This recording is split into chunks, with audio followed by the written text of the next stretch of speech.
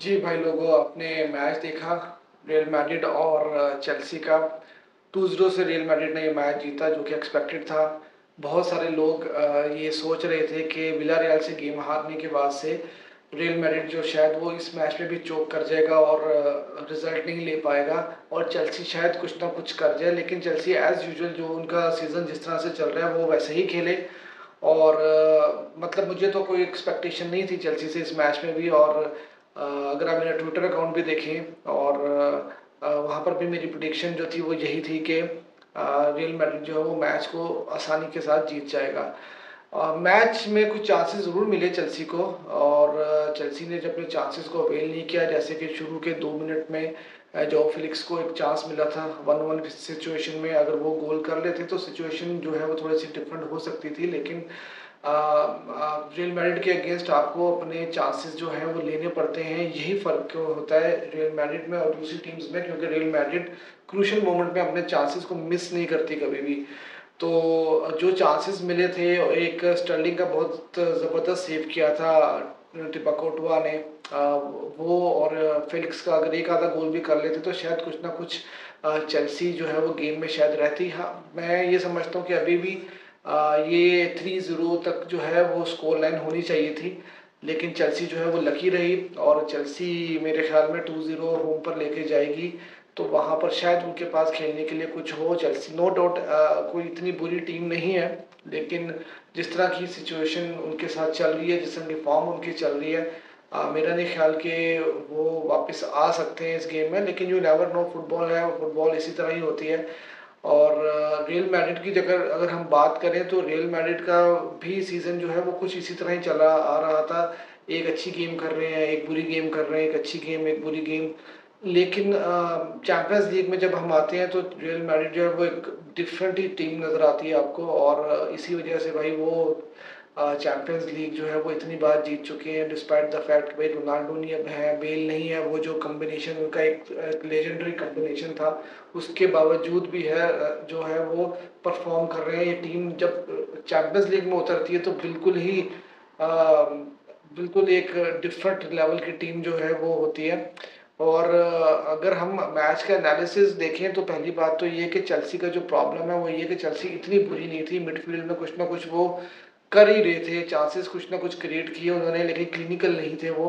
और अभी मयांक को उन्होंने वैसे ही रजिस्टर भी नहीं किया था। तो अभी मयांक जैसा एक स्ट्राइकर उनके पास होना चाहिए था, जो कि डिफरेंस क्रिएट कर सकता था। अगर उसको मौका मिलता तो एक आधा गोल वो कर देता।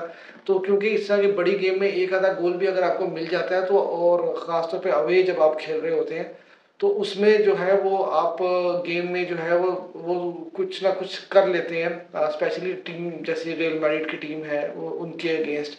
लेकिन अगर आप अपने चांसेस नहीं अवेल करेंगे, क्योंकि आपने चांसेस बनाए कितने, एक दो चांसेस तो बनाए, अगर वो भी आप अवेल नहीं करते और वो चांसेस जो कि जिसपे गोल होना चाहिए था वो चांसेस आप अवेल नहीं कर पाते, तो फिर रियल मैड्रिड तो आपको नहीं छोड़ेगी।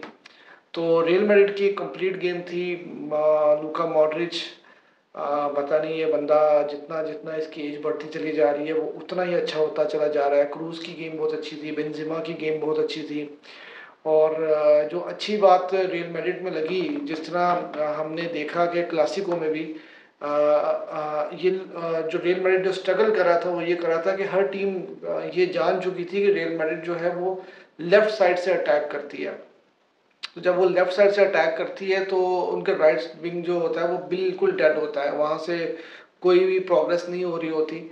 तो लेकिन रियल मैड्रिड ने जो है वो रॉड्रिगो को यूज़ किया वहाँ पर। और अभी भी अटैक उनका लेफ्ट से ही था, लेकिन ये था कि जब भी राइट साइड पे बॉल जाती थी तो मतलब वहाँ से कुछ ना कुछ मूवमेंट अच्छी होती थी और लिंकअप प्ले बहुत अच्छा रॉड्रिगो का बेंजिमा के साथ और बाकी के प्लेयर्स के साथ। फिर उसके बाद सुपर सब अगर मैं कहूँ असेंसियो, मतलब असेंसियो जब भी गोल करते हैं तो वो इसी तरह के गोल करते हैं। उनको मौका मिला, उन्होंने शूट लगाई और भाई ज़बरदस्त किस्म का गोल किया उन्होंने। तो ये चीज़ होती है जब आपके पास बेंच के ऊपर एक सॉलिड किस्म का प्लेयर हो, एक सॉलिड किस्म की रिप्लेसमेंट आपके पास जब होती है बेंच पर, तो फिर आपकी टीम जो है वो मतलब इस तरह के रिजल्ट्स जो है वो निकाल लेती है। या फिर उसके बाद विनी की अगर हम बात करें तो विनी एज यूजुअल जो है उसने भाई राइट विंग के सॉरी लेफ्ट विंग के ऊपर उसने नचा के रखा चेल्सी की टीम को, नहीं हिलने दिया। और कामाविंगा की एक और मास्टर क्लास थी मेरे नज़दीक। वो इस बार लेफ्ट बैक तो नहीं खेल रहे थे लेकिन सेंटर लेफ्ट पर वो खेल रहे थे। और उनकी जो मेन कंट्रीब्यूशन थी वो जो मुझे लगती है वो ये है कि उनकी पासिंग बहुत अच्छी है। और वो फिर मिडफील्ड को बहुत अच्छा सपोर्ट दे रहे थे। जब मिडफील्ड को भी सपोर्ट दे रहे हैं, पासिंग भी अच्छी है, और भाई वो उस बंदे ने किसी को निकलने नहीं दिया आज, जिस तरह उस दिन रफीनिया को नहीं निकलने दिया था क्लासिको में। आज भी उन्होंने ज़बरदस्त किस्म की डिफेंडिंग की। तो जब इतनी सॉलिड डिफेंडिंग हो और उसके बाद वो बंदा आपको पासिस भी करके दे रहा हो, लिंकअप प्ले भी बहुत अच्छा कर रहा हो, तो फिर आपको और क्या चाहिए। तो कामाविंगा की एक और मास्टर क्लास थी मेरे नज़दीक।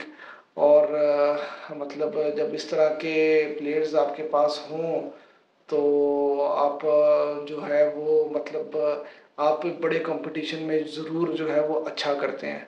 तो बाकी उसके बाद बेंजीमा आपके सामने उसने आज भी प्रूव किया, गोल करके दिखाया। और क्रूशल टाइम पर बेंजीमा जो है वो भाईजान रमज़ान करीम में जो है वो बेंजीमा साहब जो है वो 2 हैट्रिक मार चुके हैं ऑलरेडी, और आज भी गोल कर चुके हैं।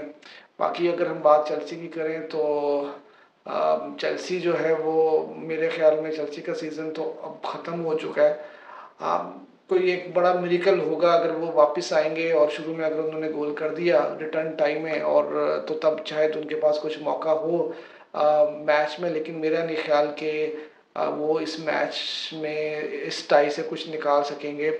और मुझे यही लग रहा है कि शायद Manchester city versus real Madrid जो है वो सेमीफाइनल होगा। तो ये सिचुएशन थी आज के मैच की। और चेल्सी जो है वो मेरे ख्याल से दोबारा से आई मीन उनको बैठना पड़ेगा, और बैठकर उनको मेरे ख्याल से समर विंडो में उनको दोबारा देखना पड़ेगा कि भाई कौन कौन से प्लेयर्स उनको वाकई रखने पड़ेंगे। क्योंकि इस बार साइनिंग्स उन्होंने इतनी सारी की हैं लेकिन कोई रिजल्ट उनका निकला नहीं है। कोच भी उन्होंने चेंज कर दिया, और कोच नया कोच आने के बाद भी जो लोग जिंक्स कर रहे थे कि जी जिस तरह चेल्सी पहले 2 चैंपियंस लीग जीती है उन्होंने, मिड ऑफ द सीजन या mid of the champions league में नॉकआउट स्टेज में उन्होंने अपने कोचेस को पहले फारिग किया था और नया कोच आया था और उन्होंने जो है वो चैंपियंस लीग जिता दी थी। डी मैथियो उनके 2011 के कोच थे जो उन्होंने टेक ओवर किया था चेल्सी को, चैंपियंस लीग जिताई थी और फेमस विन थी बार्सिलोना के अगेंस्ट सेमीफाइनल में। और फाइनल में उन्होंने बायर्न म्यूनिख को हराया था। और इस लास्ट टाइम आपको याद होगा कि टुचल आए थे और सिटी को उन्होंने फाइनल में हराया था, पेप गार्डियोला के सिटी को। तो इस बार भी जो है वो चेल्सी फैंस काफ़ी ज़्यादा इस चीज़ को सोच रहे थे कि शायद फिर इस तरह का कुछ मिरेकल होगा, लेकिन हर दफ़ा इस तरह से नहीं होता। जब तक आप चांसेस नहीं लेंगे और आपके पास एक वर्ल्ड क्लास स्ट्राइकर नहीं होगा, क्योंकि मेरे ख्याल में चेल्सी जो है वो लैग कर रही है फॉरवर्ड लाइन में। उनके पास कोई भी ऐसा प्लेयर नहीं है कि जो कि श्योर शॉट जो है वो आपको हो कि वो वही गोल करके दिखाएगा, जैसे हालैंड है या लेवेंडोस्की है। इस तरह के प्लेयर्स जो हैं वो आपके पास होना ज़रूरी है, बेंजिमा जैसे प्लेयर होने ज़रूरी हैं अगर आपको रिजल्ट निकालना होता है बड़ी गेम्स के अंदर। तो ये तो मेरे ख्याल में गेम ये टाई तो मेरे ख्याल से ओवर है। और दूसरी गेम जो थी वो मिलान और नपोली की थी। आई मीन मिलान ने अपने फेवर में रिजल्ट निकाल लिया। अब उसमें भी देखेंगे कि सेकंड लेग में क्या होता है। आई थिंक वो लेग तो बिल्कुल ओपन है और नपोली के पास मौका है। वहाँ पर भी एक रेड कार्ड हुआ था और चेल्सी के मैच में भी एक रेड कार्ड हुआ है। रेड कार्ड के बाद तो वैसे ही चेल्सी की गेम खत्म हो चुकी थी। चेल्सी मिडफील्ड में फिर भी कुछ ना कुछ कर रहे थे। एंजो फर्नांडिस की गेम डिसेंट गेम थी, इतनी बुरी गेम नहीं थी, लेकिन वही बात है कि जब तक आपके पास फॉरवर्ड ऐसे नहीं होंगे कि जो गोल कन्वर्ट कर सकें, तो तब तक जो है वो आपकी टीम इसी तरह स्ट्रगल करती रहेगी।